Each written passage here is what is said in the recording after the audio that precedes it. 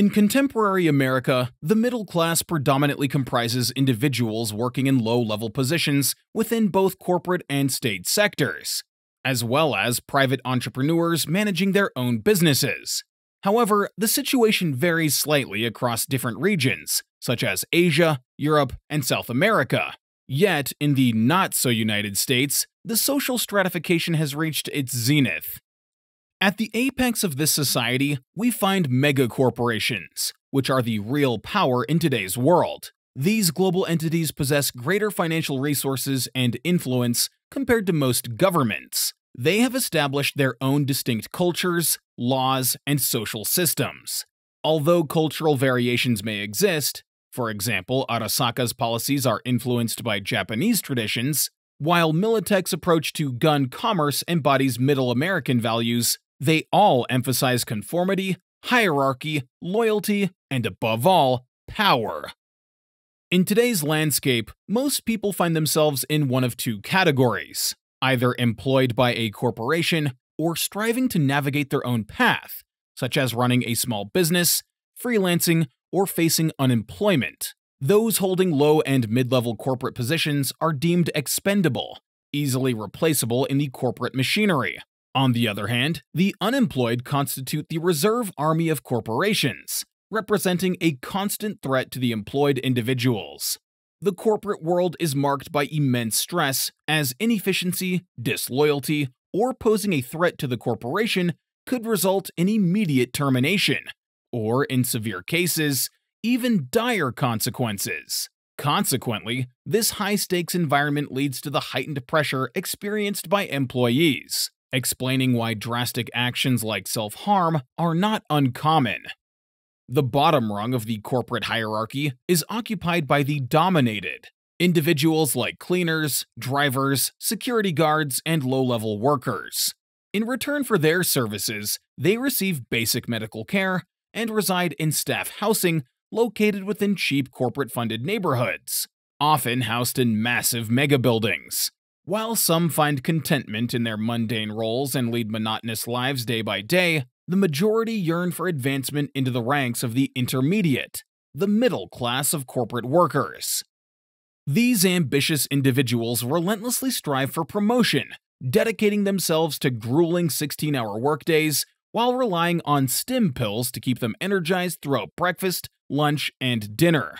To unwind and cope with the pressure, they resort to relaxing drugs and sleeping pills for dessert. They find themselves trapped in a perpetual state of limbo, waking up each morning to repeat the cycle, all while waiting eagerly for their big chance to ascend the corporate ladder.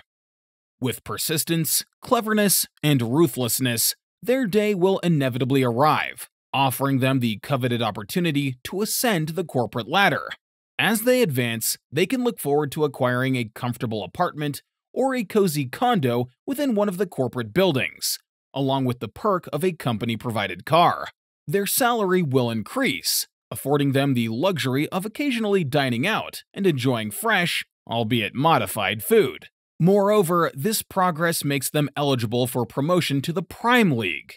While it may seem like winning the lottery, the reality is far from a stroke of luck. Here, the stakes intensify, and the genuine fight for survival commences. Being in this realm is akin to being a young shark in a crowded tank, with the only path to success requiring greater ferocity, ruthlessness, and cunning than one's coworkers. Every colleague becomes a potential threat, eagerly waiting to seize the opportunity to surpass them and claim their position. At this stage, the average corporate worker's most profound fear emerges. They want what I have.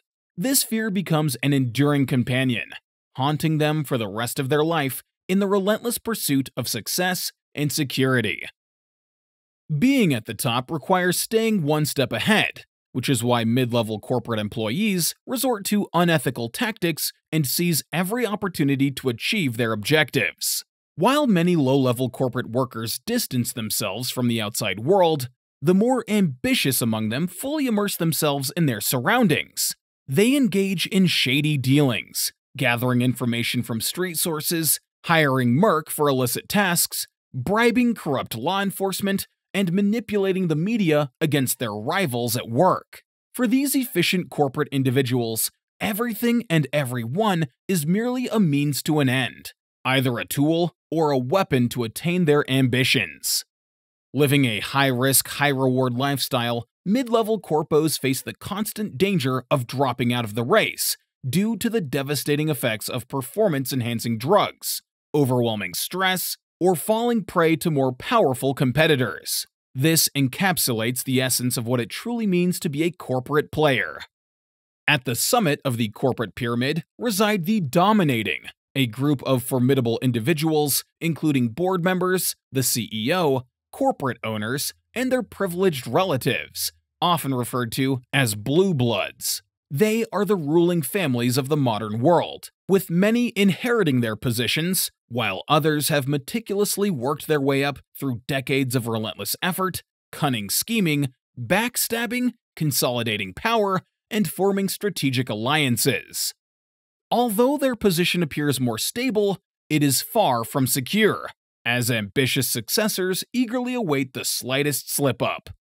Despite the high stakes and enormous power involved at this level, coups within such empires are relatively infrequent. The risks of internal conflict are immense, deterring most of these individuals from risking an overthrow attempt. A poorly timed coup could severely weaken the strength of their own company, leading to its downfall in a swift manner. The fear of this outcome is the one thing that the high and mighty dread the most. Their corporations are their entire lives, holding more significance to them than even family ties. Nearly every CEO would willingly sacrifice everything and everyone in their personal life to ensure the continued prosperity of their company. The primary threat to any megacorporation comes from other megacorporations. As they ascend the food chain, these corporations work relentlessly hand in hand to surmount domestic and international government opposition. While the Fourth Corp War dealt a serious blow to the megacorps, they swiftly recovered in many regions across the globe. In places with weak governance, such as Night City, bitter rivalries have formed among corporations, making them each other's most lethal adversaries. In every sector, from weapons, pharmaceuticals, cybernetics, and bioengineering to motorization, construction, and food industries, an ongoing war rages, where only the strongest will endure. In this fierce battlefield, there are no rules of engagement. External corporate politics are just as brutal and merciless as internal affairs. To secure their positions and cripple competing corporations, the corps employ every dirty trick in the book, including bribery, blackmail, kidnapping, market manipulation, and even sparking revolutions. When dealing with their rivals on a more personal level, corpos enlist the services of outside mercenaries to handle their affairs. These highly trained but often expendable hired guns engage in various black operations, such as assassination, industrial sabotage, espionage, abducting corporate officials and specialists, and more. It's no surprise that only the most foolish, brave, or desperate would dare to cross the corpos on this treacherous terrain.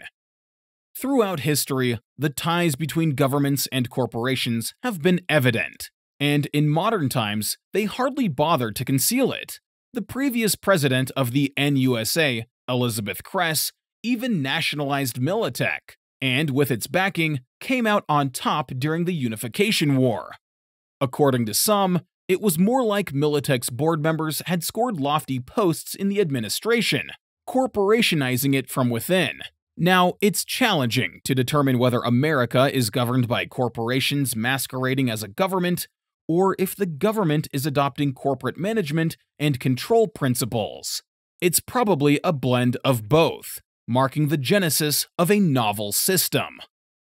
Those who benefit from this emerging system enjoy similar privileges to high-ranking corporate members and employees. The apex of power is occupied by officials nearly as potent and wealthy as major corporation CEOs, their assets measured in vast sums of eurodollars. Politicians and bureaucrats reign as masters in this domain, and even regular government workers experience relative comfort and security for their families and loved ones. However, the cost of this sheltered existence remains constant: unwavering obedience and loyalty to the ruling regime. In a society deeply influenced by the media, where the masses are hooked on easily accessible amusement and constant popular trends, celebrities have carved out a significant niche at the highest echelons of social hierarchy. Across various realms of entertainment, from music and television to film and even immersive experiences like brain dance, luminaries shine brightly, molding currents of fashion, viewpoints, and preferences. Their global concerts and debuts of fresh creations stand as international spectacles, captivating and rejoiced in by countless admirers spanning the entire planet. Many, such as the Us Cracks, emerge as products crafted within the entertainment sector, strategically designed to cater to prevailing trends. Others possess innate talents, stumbled upon and championed by astute managers who perceive their potential and assist in its realization. Irrespective of their origins, they will radiate brilliance for a span, until a novel luminary eclipses them or they're forsaken due to the ever-shifting preferences of their fanbase. During this interval, they'll bask in admiration and adoration, inhabiting opulent estates and villas, gracefully traversing in limousines, private jets, and luxurious yachts, an embodiment of the public's aspirations and yearnings, elevated to a near-divine status amidst ordinary mortals.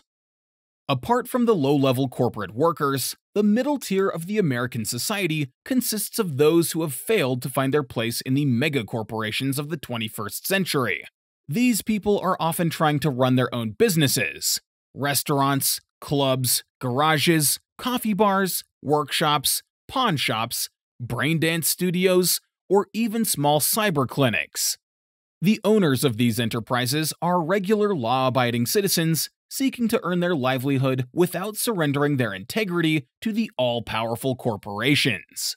While some manage to achieve a degree of success, if only temporary, private businesses continue to offer employment opportunities for a considerable portion of the population. The sway of the corporations over society has weakened following ongoing corporate conflicts, leading to a resurgence of flourishing small businesses. Navigating the social landscape as a small business owner can be challenging, often compelling them to reside in poorer neighborhoods with lower security measures, rendering them more susceptible to criminal activities. Additionally, they bear the burden of procuring their own social and medical insurance. Without the protective buffer of corporate security, some private business proprietors find themselves obligated to pay protection fees to local criminal factions. Suburban residents may even face harassment from nomadic groups originating outside the city limits. At the lowest rungs of this tier, labeled as the new middle class of our era, reside individuals teetering on the brink of poverty. Often lacking proper education and grappling with unemployment, they strive to make ends meet through shadowy or blatantly illicit enterprises, all while evading the clutches of law enforcement and organized crime. Ironically, in the unforgiving landscape of 2077, the mere fact that they hold a job at all categorizes them as among the fortunate few. There is always a way down from rock bottom. Profound shifts in societal structure over the past 5 decades have led to a stark rise in the proportion of the most destitute individuals within the human population. The confluence of economic recessions, global financial collapses, escalating poverty rates, and the grip of drug addiction and brain dance dependency has birthed a populace of urban pariahs, unemployed, homeless individuals navigating the thoroughfares of contemporary metropolises.